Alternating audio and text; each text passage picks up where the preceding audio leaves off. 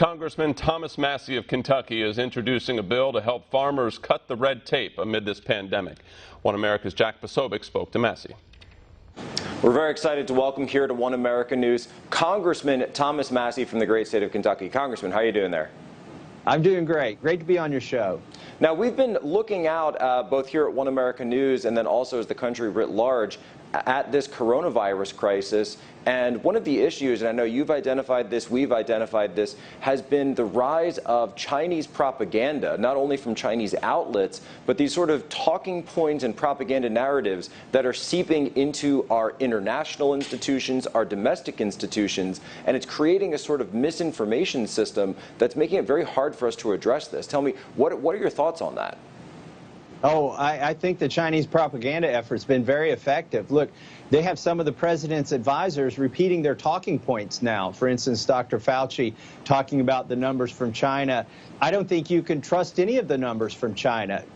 And so it disappoints me to see executive officials repeating those talking points. It means their propaganda has been effective, and we know they've been lying since the beginning.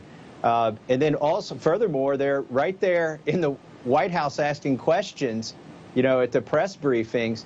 If you're not going to allow Russia Today, which is basically, you know, Russia's propaganda, English-speaking propaganda outlet, then why would you allow China's propaganda outlets there, even if they're somewhat disguised? Yeah, I think the American people are looking for answers from their government in those situations. They don't want it to be used as a platform for foreign narratives.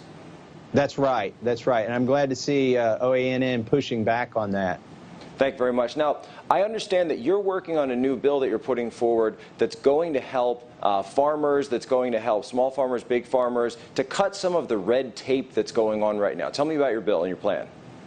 Yeah, absolutely. You know, as this crisis stretches on, the supply chains we have in this country are very brittle. You're seeing dairies pour out milk because the supply chain isn't set up to go all of that demand to consumers. A lot of it was set up to go to restaurants. We have the same problem in the beef and pork industry, and it's going to get worse.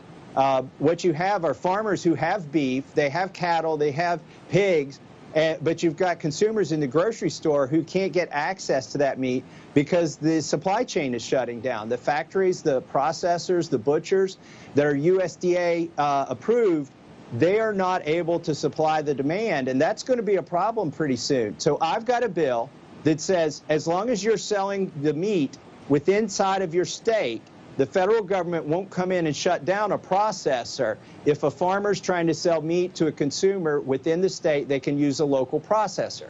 Now, these local processors are inspected by health departments, and they're subject to surprise inspections by the USDA, but they don't have that USDA stamp because they don't have a USDA employee there. I'm saying get the red tape out of the way, this USDA red tape that stops local farmers from selling to local consumers. I mean, the irony we're going to have here pretty soon is you're going to have farmers that are right next to the grocery store, and you're going to have consumers walking into the grocery store. There's no meat there, but you see the meat walking around on the farm, unless we pass something like my bill. It's called the PRIME Act. It's bipartisan. I've got Republicans and Democrats on it. In fact, the sponsor in the Senate is named Angus King. So it's a very appropriately sponsored bill over there. Very also, Senator Rand Paul and Lamar Alexander from Tennessee have sponsored it in the Senate. Congressman Thomas Massie of Kentucky, thank you very much for being on with us here at One America News. Thank you for having me on. Meanwhile, President Trump is urging Republicans to strongly oppose